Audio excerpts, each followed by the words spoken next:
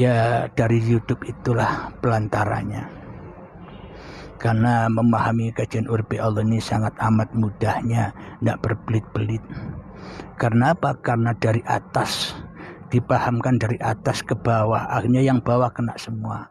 Kalau kita memulai dari bawah, dari hawa nafsu, ya selamanya kita kesulitan untuk menuju ke atas. Yuk, silakan Kang Mas, ada yang bertanya, silakan. Serupa tapi tak sama ini. Memang manusia serupa tapi tak sama.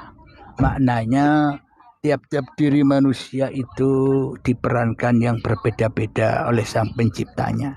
Tidak ada yang sama. Tapi toh ending-endingnya seluruh yang tidak sama itu berawal dari yang sama. Jadi maknanya sudul wahda bil kasro wa sudul kasro bil wahda. Pandanglah yang satu kepada yang banyak dan pandanglah yang banyak kepada yang satu. Kebanyakan terjebak di sembang. Alhamdulillah sang hidup yang ya alhamdulillah. Memang selama ini ketika manusianya sudah mulai memahami, maka banyak pergolakan di situ. Yaitulah detik-detik akhir zaman. Banyak pergolakan yang dulunya kepahamannya hanya sekedar syariat saja, yang dulu kepahamannya hanya dongeng-dongeng saja. Ketika mendengarkan paparan Urbi Allah dan mulai memahaminya, maka akan ada gejolak-gejolak dalam hati. Itulah yang dimaksud akhir zaman itu. Jadi akhir zaman setiap manusia itu berbeda-beda. Nabi Adam akhir zamannya zaman dulu. Nabi Nuh, Idris dan orang-orang yang terdahulu akhir zamannya ya dulu. Kita pun juga demikian. Ketika kita sudah menyadari bahwa hidup ini Allah, yaitulah akhir zaman kita. Jadi zaman manusianya sudah tak berlaku lagi. Yang ada hanya zamannya Allah. Yang ada hanya kekuasaan Allah. Itulah akhir zaman itu. Ketika datang akhir zaman, maka ya kiamat. Kiamat apanya? Bangkit ketuhanannya ketika manusianya sudah hancur lebur. Itulah yang dimaksud kiamat itu. Bukan kiamat yang katanya langit dan bumi hancur. Bukan itu kiamat. Itu kan kiamat versi pemahaman halusinasi hawa nafsu kita yang membayang-bayangkan begitu. Padahal kiamat di sisi Allah itu ketika manusianya kiam, bangun dari tidurnya.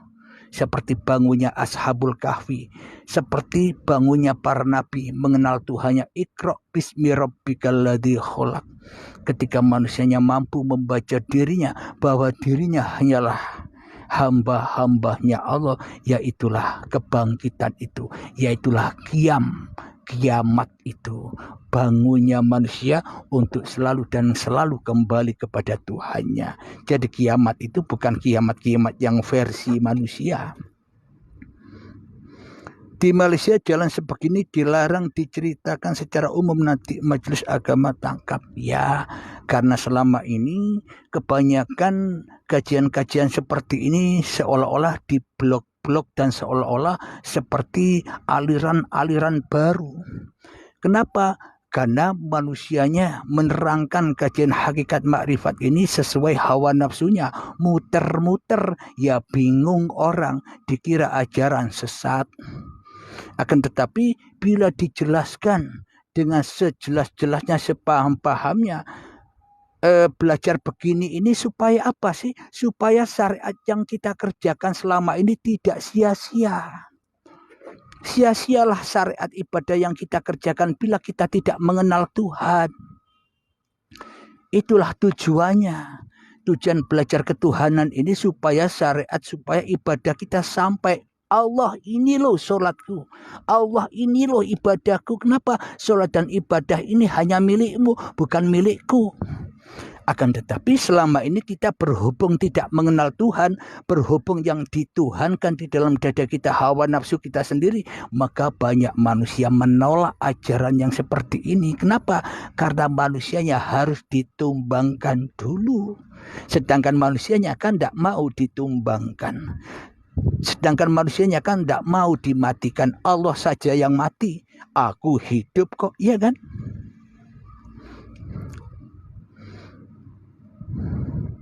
Ya, beruntunglah ada paparan uripe Allah yang mudah dipahami dan logika masuk akal. Yang selama ini kebanyakan kan banyak yang berhalusinasi. Karena yang diterangkan hanya sebatas pemahaman cerita-cerita orang-orang zaman dahulu doang. Bukan dari jiwa yang terdalam. Karena kita masih berpaham mengikuti cerita-ceritanya orang dulu. Akan tetapi ayat-ayatnya Allah itu sudah ada nyata di dalam hati setiap manusia. Bila manusia bisa menyaksikan ayat-ayat Allah yang ada pada dirinya, maka tak sia-sialah syariat itu, tak sia-sialah Torekoh itu, tak sia-sialah hakikat makrifat itu. Kenapa? Karena syariat, Torekoh, hakikat makrifat hanya milik Allah.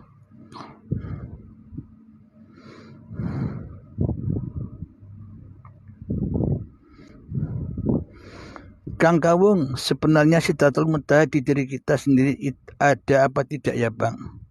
Yang paham Allah. Maknanya Sidratul Muntaha atau Lauh Mahfud itu yang berkuasa atas kodok dan kodar itu ya hidup ini loh Sidratul Muntaha. Ya hidup ini loh kursinya Allah. Ya hidup ini loh Arsyil Azim itu. Bila manusia sudah kembali kepada uripi Allah, hancur lebur istilah-istilah itu. Mung itu semua hanya istilah-istilah yang membingungkan manusia saja. Kenapa kok membingungkan manusianya? Karena Allahnya gaib. Ya bingung manusianya. Tapi kalau Allahnya sudah nyata, manusianya yang gaib, apa yang dibingungkan? Wong semuanya hanya Allah. Maka tak akan ada alam gaib lagi, yang ada alam nyata saja. Ya enggak Kang Mas?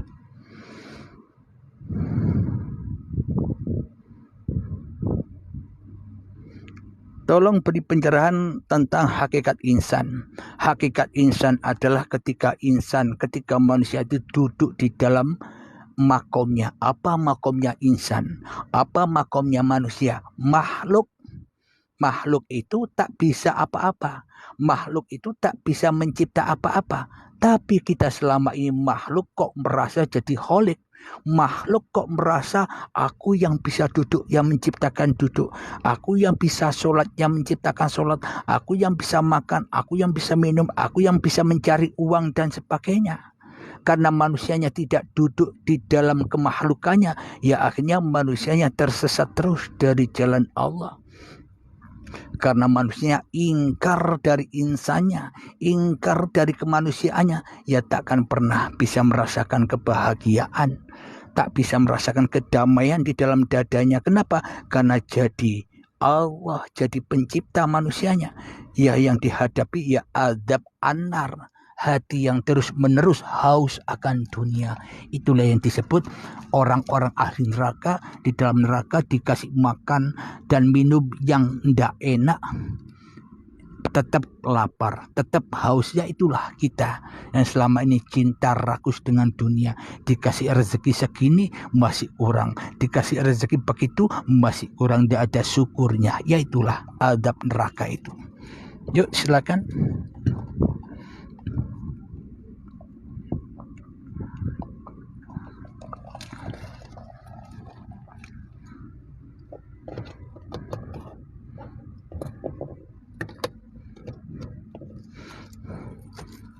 Leh, ada sesan ni leh. Ayam tak patut ni leh. Kapal lirang.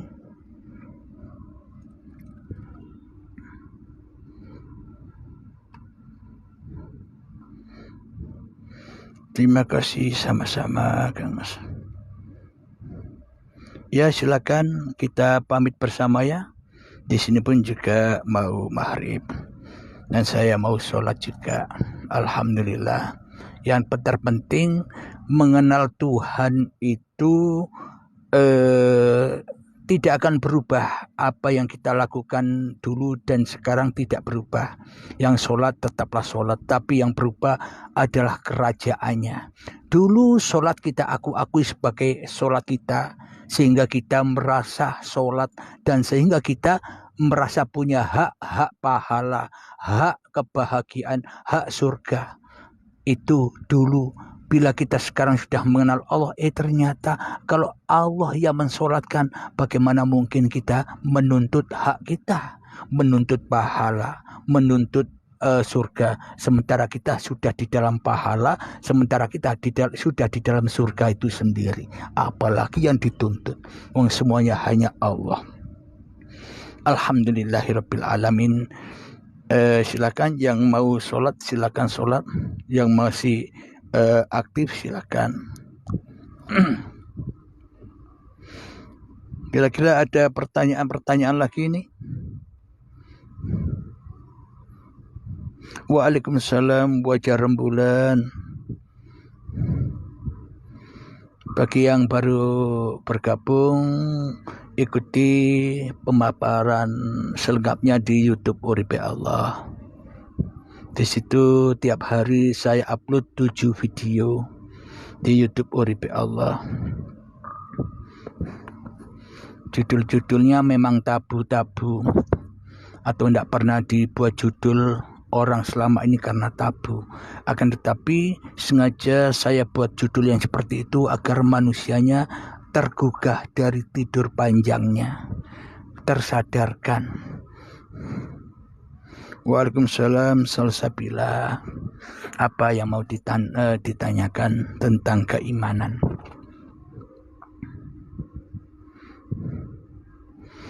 Jadi memang belajar ilmu ketuhanan itu wajib bagi setiap manusia. Supaya apa? Supaya bisa menyembah, supaya bisa mengabdi. Wong ndak kenal Tuhan kok ngaku-ngaku menyembah. Belum kenal Tuhan kok sholat. Belum kenal Tuhan kok ibadah. Lalu ibadah dan sholatnya dihaturkan, dipersembahkan kepada siapa? Kepada Tuhannya saja tidak kenal. Berarti sholat dan ibadahnya selama ini dihaturkan oleh kepada hawa nafsunya sendiri. Diakui aku yang sholat. Akhirnya ya gosong, terbakar. Sholat dewe, dimakan dewe. Membuat berhala-berhala sendiri, disembah-sembah dewe. Apa bedanya kita dengan bapaknya Nabi Ibrahim? Membuat berhala-berhala sendiri dari patung, disembah-sembah sendiri, sama kan? Ya silakan Kang Kawung, terima kasih. YouTube-nya Uripe spasi Allah. Uripe Allah. Urip itu kan hidup. Allah. Kalau Arabnya Hayatullah. Kenapa YouTube saya namakan Uripe Allah? Sama seperti channel saya ini, Uripe Allah channel. Karena agar manusia menyadari bahwa hidup inilah Tuhannya seluruh manusia. Tanpa hidup kita tidak ada. Tanpa hidup kita tidak wujud. Dengan hiduplah kita ada. Dengan hiduplah kita wujud. Dan dengan hiduplah kita kenal alam semesta ini. Terima kasih, sama-sama Kang Mas.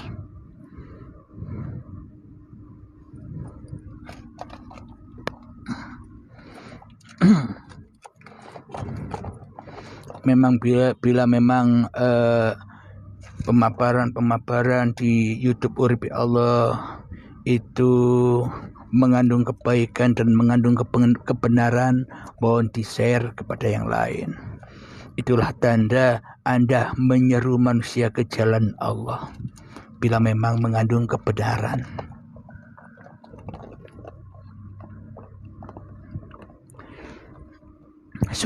Serupa tapi tak sama, silakan Kak Mas.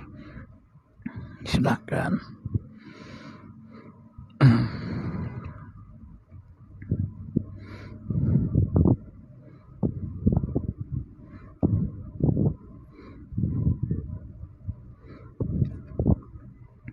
Kita bisa sambung kembali, bertemu kembali di YouTube Uripe Allah.